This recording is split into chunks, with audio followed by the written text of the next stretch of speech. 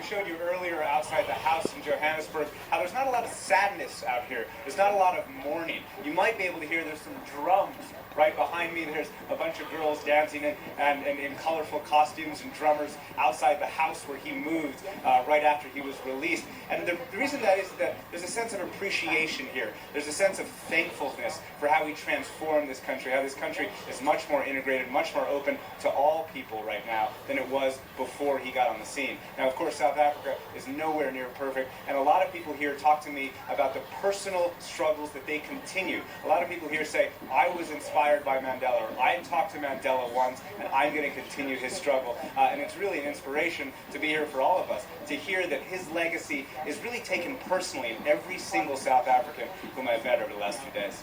And Nick, on a personal note, how do you feel? I mean, we're watching all of these people packing the streets to pay tribute. And Soweto, it looks like you might be in Orlando West there. And Soweto's a pretty special place. I remember walking there a couple of years ago, and a little boy ran up to me and said, "Welcome to Orlando West." You know, how are you feeling? Are they welcoming you?